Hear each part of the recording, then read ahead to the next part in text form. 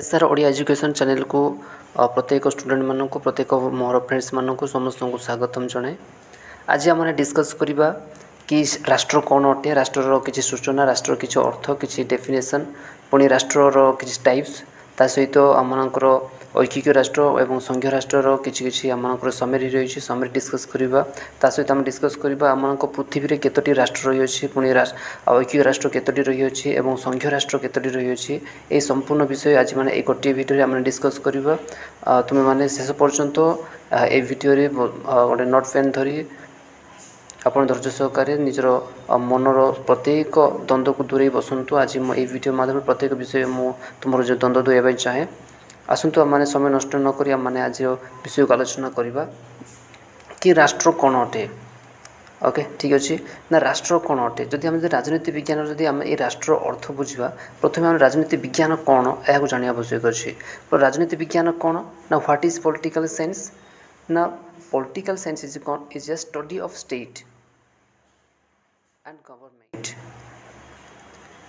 राजनीति विज्ञान कौन ना, राष्ट्र और सरकार अध्ययन को आम राजनीति विज्ञान बोली आम बुझी था।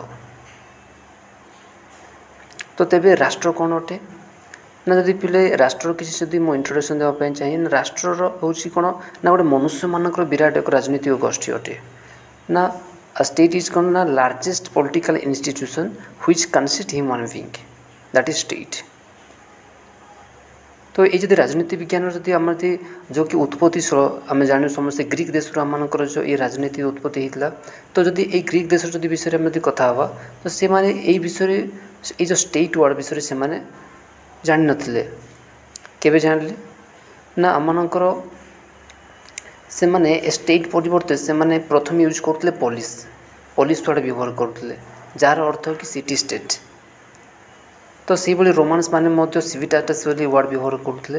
तो यही भाव में से माने स्टेट विषय से माने स्टेट वर्ड विषय से माने जान नथिले। तो यह केबे फेमस है ना, 16 शताब्दी पर आफ्टर 16th सेंचुरी। तो यह फेमस है क्या द्वारा फेमस होता ना, निकोलो माकियावेली जे कि इटाली जन दार्शनिक से द प्रिंस पुस्तक यह व्यवहार करते। परवर्ती समय कौन हो फेमस होगा लगिला क्या माध्यम ना, निकोलो माकियावेली जे कि इटाली दार्शनिक द प्रिंस ये पुस्तक से कौन करते ना, ए स्टेट वर्ड विषय से लिखिते। पुणी परवर्ती समय यह फेमस होगा लगिला जे कि निकोलो माकियावेली होउछन्ति प्लाटोनकर गुरु। ठीक अच्छे बोले ना, जदि ये निकोलो माकियावेली जदि आम जो संख्या जदि आम अध्ययन करवा स्टेट कौन अटे ना, से गोटे डेफिनेशन देते कि ना ना गोटे गोष्ठी बा समाज राजनीतिक दृष्टिकोण एकत्रित होते एवं गोटे सरकार अधीन से गोटे निर्दिष्ट अंचल राजनीतिक दृष्टिकोण एकत्रित होते एवं से माने बाह्य नियंत्रण मुक्त थे ताकू राष्ट्र कहुए कौन बाह्य नियंत्रण नथो राष्ट्र कहुए। तो यही भाव में विभिन्न जमी डिफरेंट स्कॉलर विभिन्न दार्शनिक मैंने भिन्न मत प्रदान करती। जब तुमने राष्ट्र विषय जब तुमने बुझाई चाहो तुमने कमेंट कर, पुणी नेक्स्ट वीडियो संपूर्ण राष्ट्र विषय आनिबा जहाँकि तुम प्रत्येक डाउट क्लियर हो। तो तेज गोटे राष्ट्र कौन कौन एलिमेंट रही ना, आम देखिए एसेंशियल एलिमेंट ऑफ स्टेट कौन कौन ना, आमको चारोटी आमर एसेंशियल रही जोटा कि पॉपुलेशन और पुणी सेकेंड टेरिटोरी, थर्ड रे गवर्नमेंट, फोर्थ रे होची सॉवरेनिटी। कौन कौन ना, जनसंख्या, भूखंड, सरकार, सार्वभौमत्व। जनसंख्या भूखंड हूँ गोटे फिजिकल एलिमेंट और सरकार और सार्वभौमत्व हूँ पॉलिटिकल एलिमेंट्स। तो यही प्रकार दुईटी एलिमेंट्स द्वारा आम राष्ट्र गठित होती। टोटाल आम एलिमेंट केतोटी, चारोटी। गोटे हूँ पॉपुलेशन जनसंख्या, द्वितीय हूँ टेरिटोरी भूखंड, गवर्नमेंट सरकार, सॉवरेनिटी कौन सार्वभौमत्व जहाँकि हम सुप्रीम पावर बोली कहू। या मैंने गोटे स्टेट विषय किसी समरी। तो स्टेट केते प्रकार अटे ना, स्टेट हूँ आमर दुई प्रकार, गोटे हूँ यूनिटारी स्टेट और गोटे हूँ फेडरल स्टेट। यूनिटारी स्टेट कौन ना, जो राष्ट्र गोटे मात्र सरकार थाए अर्थात केवल केंद्र सरकार ताहाको आमने एक राष्ट्र कहुए आम ऐक्य राष्ट्र कहूँ। किंतु फेडरल स्टेट कौन ना जो राष्ट्र में दुईटी सरकार थाए अर्थात केंद्र सरकार और राज्य सरकार एवं परस्पर मध्य क्षमता गुड़िक बंटन कर संघीय राष्ट्र कहुए। जदि तुम मैंने यदि ये डेफिनेशन बुझीपारन तेज पूर्व चैनल को जाई विजिट करो यूनिटरी स्टेट या फेडरल स्टेट विषय किसी बहुत सुंदर भाव एक्सप्लेन कराई तुमने संपूर्ण भाव में बुझी पार।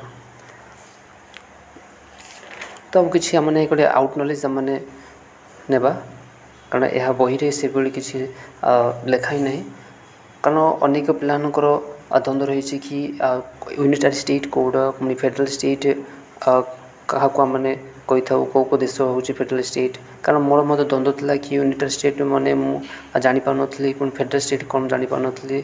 तो तेणु आज मुझे द्वंद्व को दूर चाहूँगी कि जदि आमने जदि पूरा सारा पृथ्वी जब देखा सारा विश्व आम टोटाल 195टी आमर देश रही 195 आम राष्ट्र रही से 195 राष्ट्र 100 आमर दुईटी हूँ आमर नॉन मेंबर्स अच्छा जन भटिकान सिटी और फलस्टाइन एमाने नॉन मेंबर्स अच्छा तो 193। तो तेबे यही जो राष्ट्र मान मध्य आमर टोटाल यूनिटरी स्टेट हूँ पाखापाखि 166टी आमर यूनिटरी स्टेट अच्छा जहाँकि बड़े विशाल स्टेट जोकि यूनिटरी स्टेट जोटा कि आम वर्ल्ड रही। तो से फेडरल स्टेट आमर 25टी रही अछि। तो तुमने यहाँ देखिपुथ जहाँकि यूनिटरी स्टेट गुड़ाक रही जहाँकि Bangladesh Bulgaria Colombia Egypt Hungary Iceland Indonesia Ireland Israel Italy North Korea South Korea Lebanon Libya Nigeria Poland Romania Singapore South Africa Sri Lanka Syria Turkey Zimbabwe Bhutan Cambodia Japan Morocco New Zealand Spain Thailand United Kingdom. तो यह हूँ आमर unitary state गुड़िक जोटाकि ऐकिक राष्ट्र गुड़िक। तो यही आमर 166टी पाखापाखि 166टी आमर ऐकिक राष्ट्र रही। तो से फेडरल स्टेट जैसे डिस्प्ले देखिपे फेडरल स्टेट से 25टी जो आमर Australia Brazil Canada Germany India Mexico Nigeria Russia Switzerland United state और Argentina Belgium Ethiopia Malaysia Pakistan South Africa Spain Sudan यह हूँ फेडरल स्टेट। तो तुमने को नोट कर पुणी जो तुमको डाउट हुए कि कौन जब क्वेश्चन तुम कौ बही पाओ जबकि कि इटाली हूँ गोटे यूनिटेड स्टेट ना फेडरल स्टेट। तो सही समय तुमने या खोजी बाहर कर पुणी तुमने सठिक आंसर तुमने दे पार पुणी तुम मन केवे द्वंद्व रही संपूर्ण भाव द्वंद्व दूर हो। तो यही देश गुड़िक मन रखु पुणी एग्जाम जब MCQ पढ़े कि 1 मार्क क्वेश्चन पढ़े तेरे ताको फटाफट लिखा निमंते प्रस्तुत हूँ। ये वीडियो संपूर्ण भाव में देखा धन्यवाद। जब तुमने ये वीडियो पसंद कर तेरे लाइक कर पुणी शेयर कर पुणी कमेंट करी ये वीडियो केमती लगला तुम्हें मैंने मत प्रकाश करो।